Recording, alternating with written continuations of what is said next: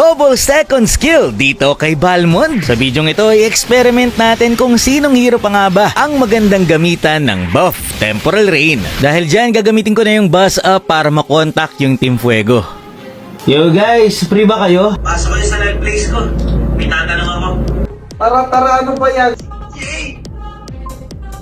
Let's go guys, pasok tayo sa live face ni Sir Fuego. Copy, Sir Fuego. On the way. Papasok na po, Sir Fuego. Online na po ako. Game po, Sir Fuego. Oh, di ba? Ang dali kontakin ng squad. Guys, sino sa palagay niyo yung pwedeng gamitan ng Temporal Rain since na-buff yun? Para sa akin po, siguro si Lucas. Para sa akin po, sir, si Xavier po. Sa akin naman po si Guinevere po. Napansin ko yung kay Sicilian. Tingin ko po sa pinaka-mag-fit po talagang temporal rin kay Valir. So dito, tinest ko na nga ang kanilang mga suggestion sa akin.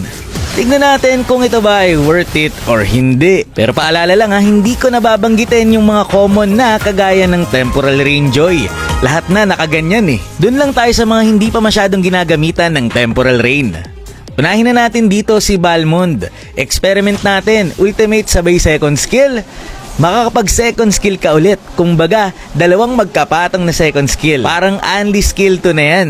Kaya kung i-rate ko to, 3 out of 10. Kasi yung ultimate gagamitin mo yan kapag low health na yung kalaban eh. Tapos dito, kailangan mo agad gamitin ang yung ultimate para lang ma-activate yung dalawang skill 2. Dito naman tayo sa Temporal Rain Kadita. Ito kailangan umabot ng 45% ang cooldown mo para magawa mo yung double combo. Pagka skill 1 mo, ultimate makakapag skill 1 ka ulit at hahabol pa yung damage ng ultimate mo. Para sa akin ha, goods to. Ilang beses ko nang sinubukan to at maganda naman yung naging gameplay ko.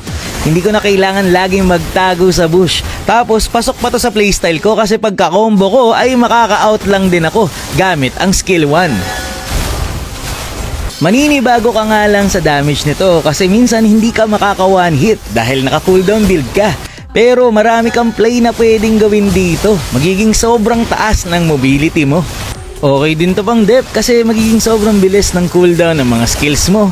Kaya kahit combohan mo na yung mga minion wave. Para sa akin, 8 out of 10 to. Pero depende pa rin sa playstyle mo kung akma sa'yo ang Temporal Rain kay Kadita. Next natin ay Temporal Rain Xavier.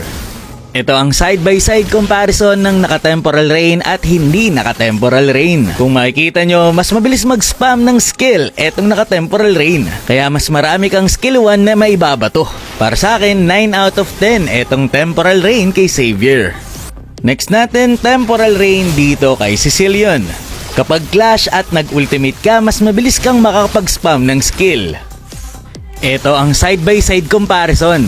Halos nadodoble ang bilis ng pag-spam ni Sicilian ng skill 1 kapag naka-Temporal Rain. Kaya para sa akin lang 9 out of 10 to. Next ay Valir Temporal Rain. Ito i-rate ko kagad 10 out of 10 to sa akin. Ikaw ba naman matatadtad mo ng skill 1 yung kalaban? Para sa akin solid to guys. Next natin ay Temporal Rain Lucas.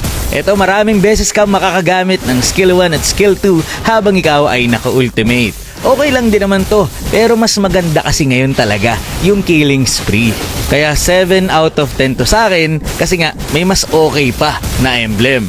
Next ay yung Temporal Rain Sun na nagiging 4 si Sun. Para sa akin, 3 out of 10 to, hindi ito necessary, maangas lang.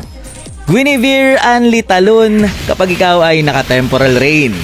Naultihan mo yung kalaban, pagka-out mo makakatalon ka ulit. So depende ito sa playstyle pero kung ikaw ay nakakunat item, XP or roamer, pwede to guys kasi yung crowd control yung mas mahalaga dun. Kaya 7 out of 10 to sa akin. So para sa inyo, sino pa kaya yung magandang gamitan ng Temporal Rain?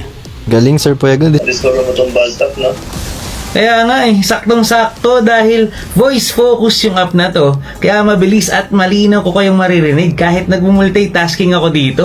Tapos, ang maganda pa dito, kapag kinlik ko lang yung buzz, maririnig nyo agad kaya mas madaling mag-aya. Anong kaibahan ng live play, sir? Yung live plays. Sobrang angas nga nito. Nagkataong itong live plays ni Buzz ay may feature na kayang buhayin ng group chat natin into real life discussion. Tignan nyo. Nagawa ko ring i-personalize yung live para sumakto sa gaming vibes. O, di ba? Angas ka ng background eh. Live na, safe place pa. At ang pinaka-the best dyan guys, napaka-efficient ng storage size ni BuzzUp. Magaan bitbitin, magaan pang gamitin. Panalong panalo din talaga. Kaya i-download nyo na yung BuzzUp. Nasa comment section para mas madali ayain ang kasquad mo.